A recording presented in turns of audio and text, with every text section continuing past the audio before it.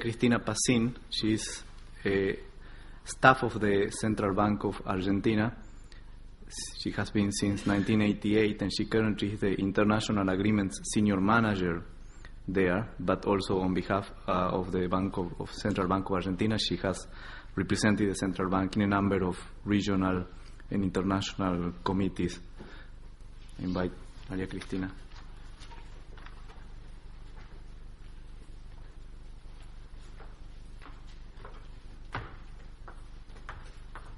Well, thank you, Aldo, and thanks to organizers for the invitation. And the first thing that I want to highlight is that this event starts by saying safeguarding stability. And there are many things that you can say about stability and why stability is important for development. But believe me that there is nothing on earth that teaches you more about stability than living in a country like mine, Argentina, where we have suffered many severe macro and financial crises. And so I think that stability is not just a concept that you have to explain. It's just a value that you have to safeguard.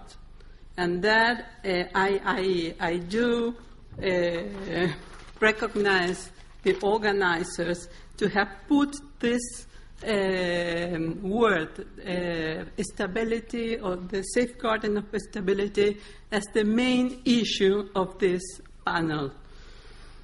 The first thing that I would like to say is that financial markets are not essentially stable. According to BIS data, during the 20 years preceding the current international crisis, 93 countries suffered a total of 117 systemic disturbances in their financial services and 51 less severe disturbances. If you make the account, that means an average of 6 of these events a year in our world.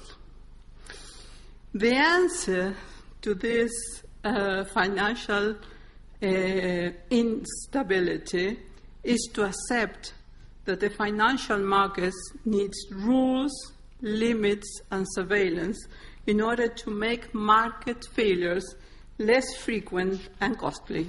But these rules, limits, and surveillance must follow a macro-prudential approach, taking into account both individual and systemic risks.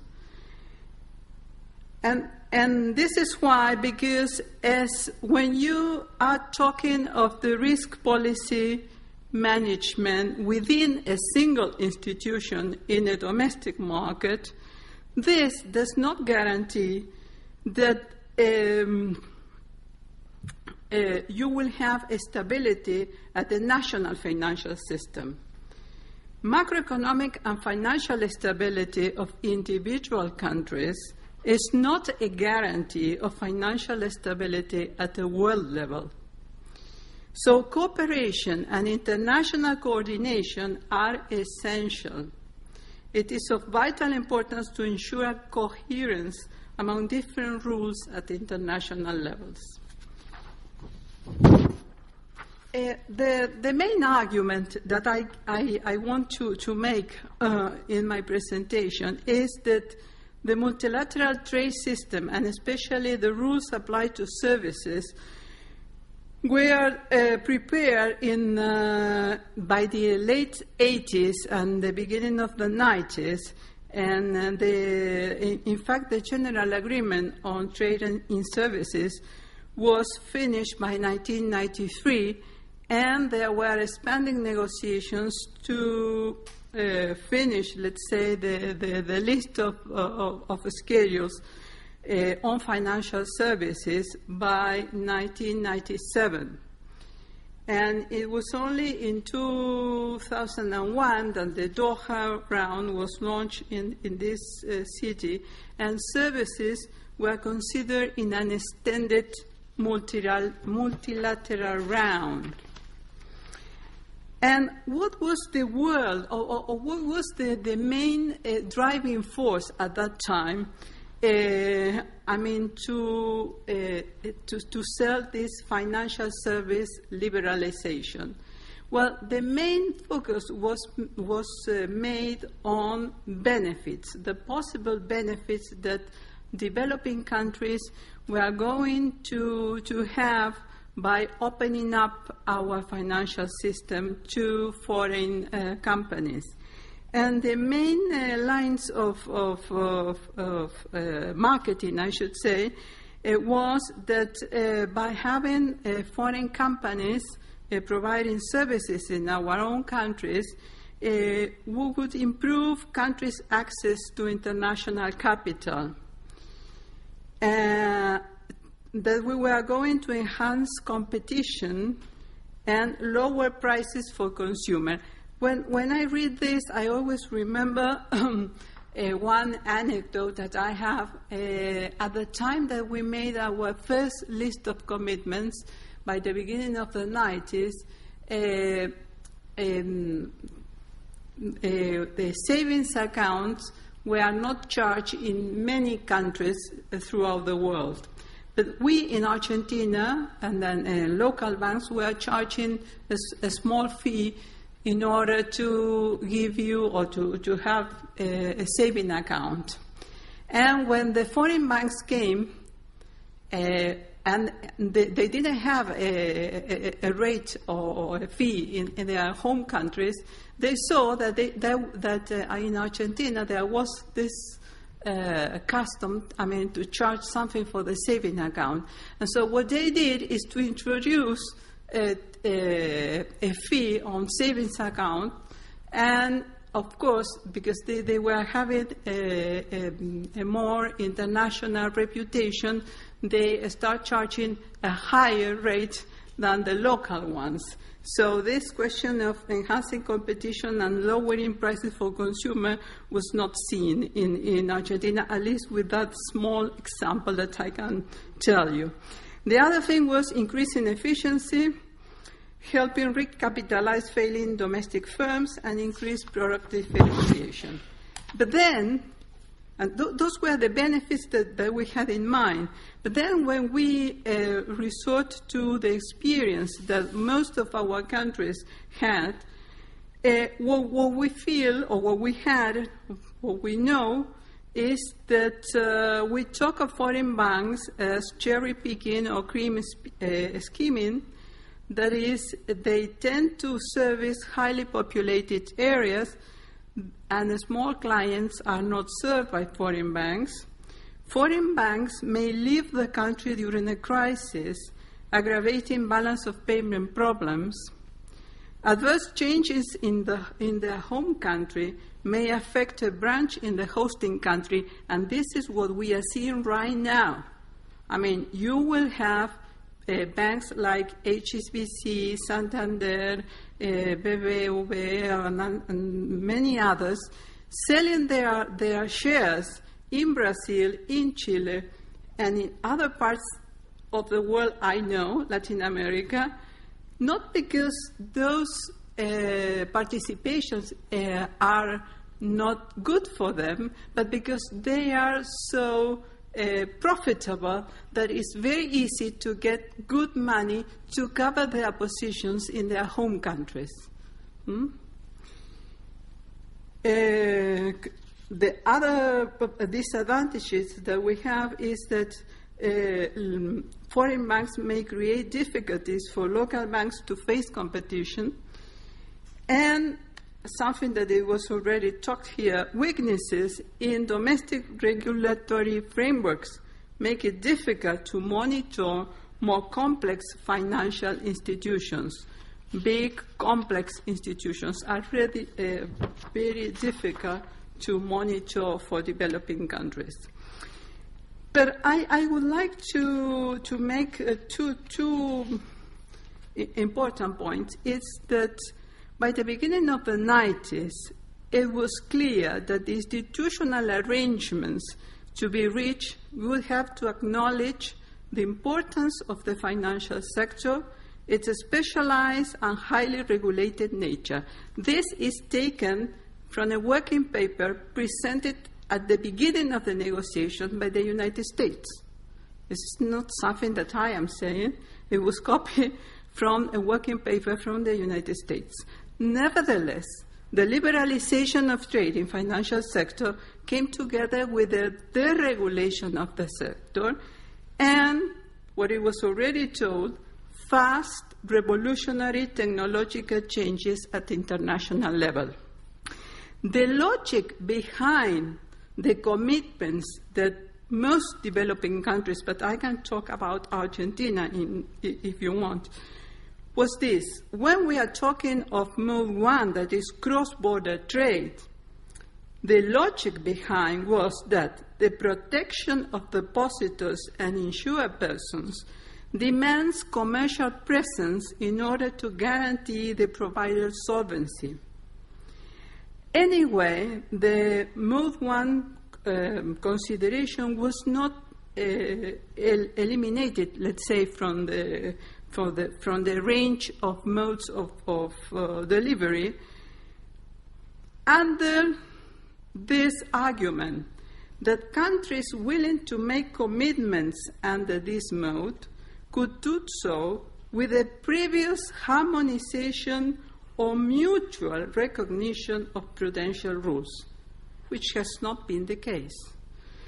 Mode 2, that is now called consumption abroad, was referred at that time as consumer mobility. And the idea was that there was no possibility to limit the consumer freedom to buy financial services abroad. It is the consumer that chooses to take risk, resigning its right to national prudential rules regulation. By the beginning of the 90s, where several countries made their original commitment, electronic trade did not exist. Nevertheless, there is not a clear definition of how to interpret commitments in Mode 1 and 2 once Internet is introduced, and the WTO made notes are not clear enough. And this, I'm working for the financial group at Mercosur.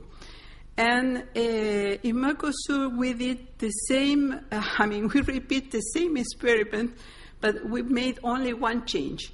And the thing is that when we started with Mercosur, we decided to follow the GATT's approach with successive rounds of negotiations to liberalize our trade. And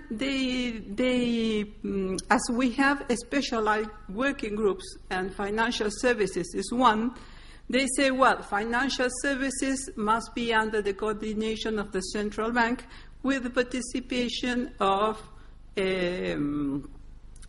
Security Commission and insurance. And you are the ones who will have to deal with these negotiations. There was a completely new activity for us because central bankers do not do this.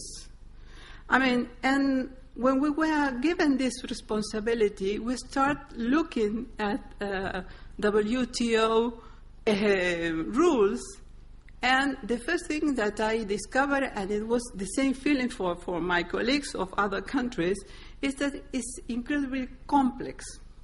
It's not easy to understand. It's very difficult to see the details of the whole story. So what we did is we couldn't understand how to start making commitments under Mode 1 or 2 when introducing Internet. And so we, as we couldn't find any suitable answer, I should say, what we did is to come to a convention. And we are dealing, everything that it has to do with Internet is considered to be Mode 1. And when we refer to Mode 2, is the consumer that is traveling abroad or is doing this consumption.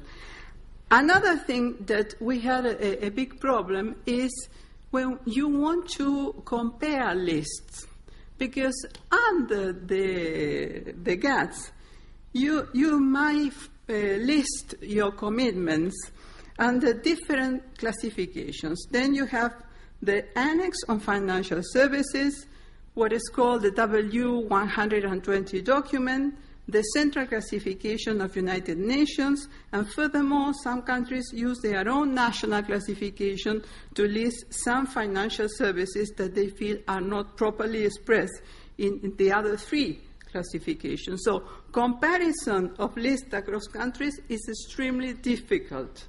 So what we did in Mercosur is to create our own list.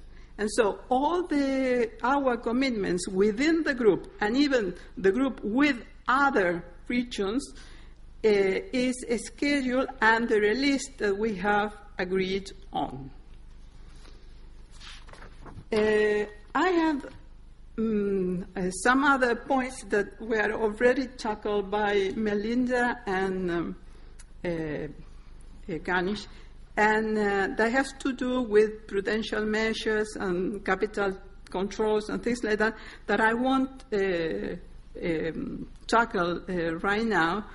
But there is something that has always struck me when I read WTO language, and it is this restriction to protect the balance of payment, and it says the existence of the threat of. In financial services, the threat of a crisis of a balance of payment problem, I mean, if I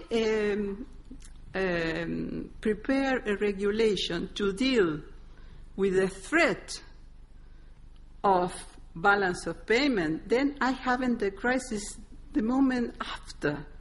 There is no way to escape of that. So this language was thought, 25 years ago, at a different world.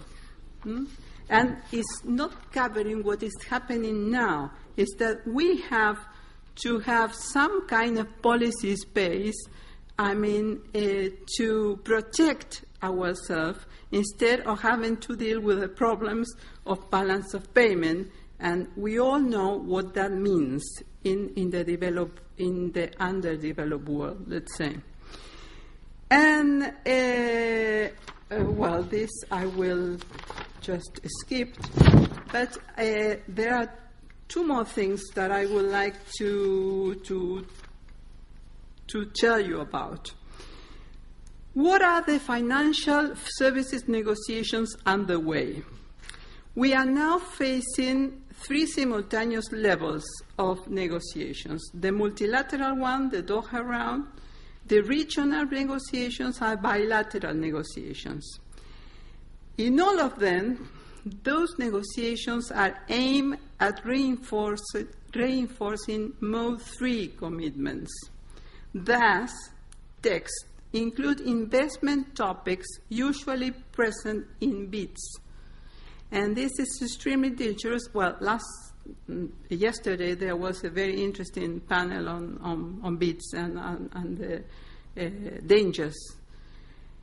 The other thing that they are aimed to deepen liberalization by including clauses of the understanding, that the understanding is an agreement between the states and the European Union that goes beyond GATS. Then there is this licensing and domestic regulation disciplines that are part of general free trade agreement, including all types of services. In general, a self-contained chapter for financial service is not considered, and that is a big mistake, because as the colleagues that preceded me were pointing out, financial services is something completely different. It has nothing to do with the rest of the services, because there are lots of capital movements involved. But then there is another thing that we central bankers know quite well. there is always a point at which greediness beats fear. And that is the point where you have an incredible room for speculation, and that's dangerous. So we are not preachers, we are regulators, and we have to take care of that. Because greediness is within human nature. So we have to have that into account when we make our regulations. Then they are aimed to enforce the negative list approach. And this is extremely dangerous because when you take a negative list approach, you commit almost everything unless for a few things that you might be able to foresee that it will be dangerous for you. And at the present moment, we say it is too foggy to see what is going on. So the negative list approach shouldn't be approached as far as financial services is concerned. And then the text for financial services annex and the negotiation, in most negotiations, includes some kind of commitments regarding things that are not precisely financial services, and that is data processing referred to financial services. And there is another point that is also included, is new financial services. And that there is a definition within the text in order to allow new financial services. And the idea for me of new financial services is something that is new and is something that I don't know, because if I already know, it's not new.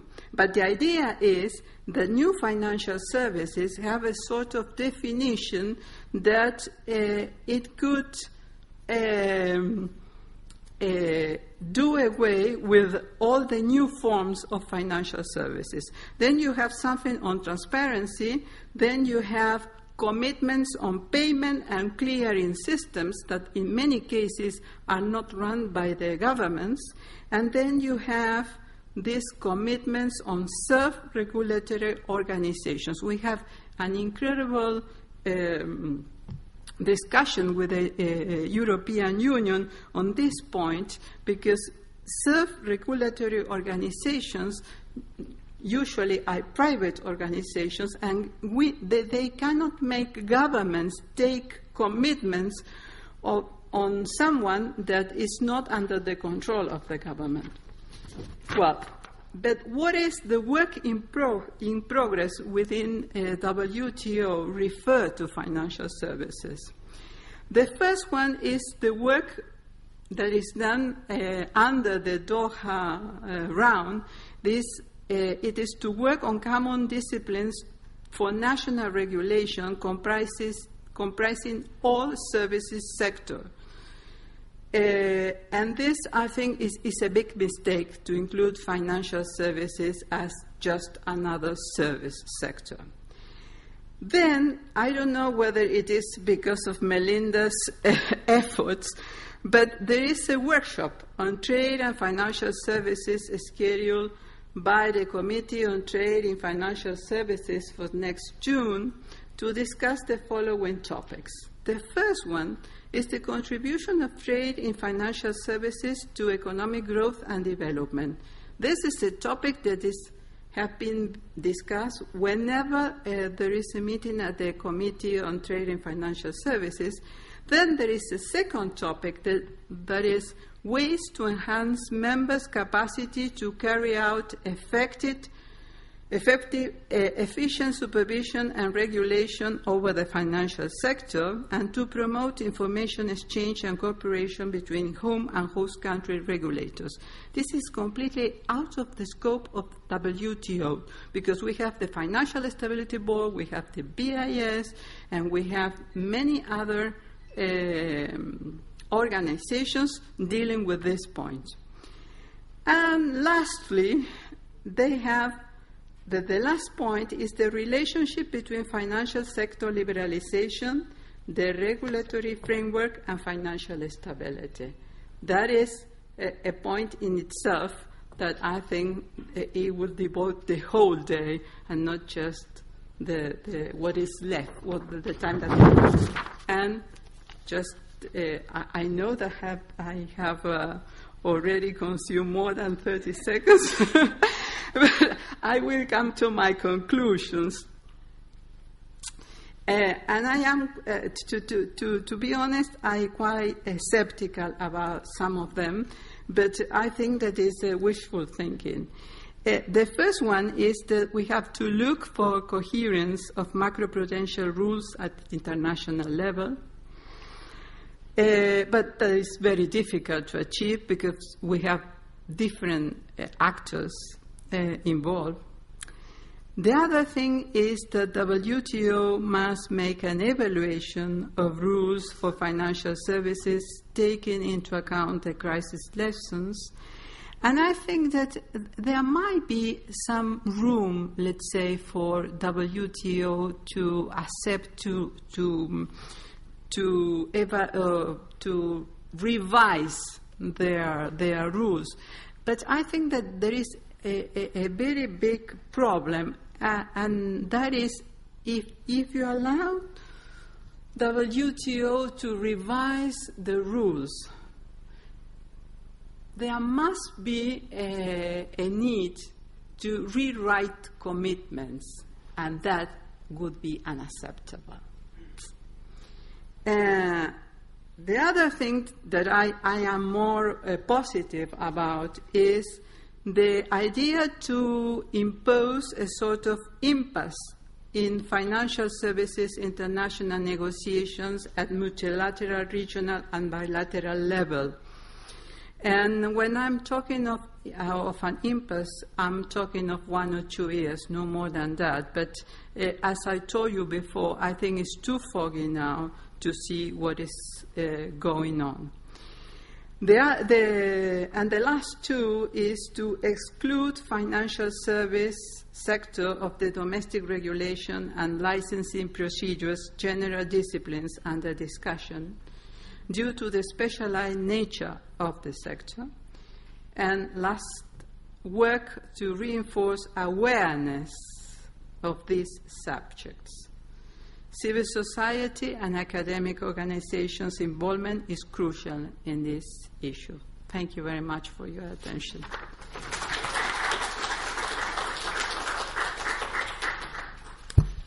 Thank you, Maria Cristina.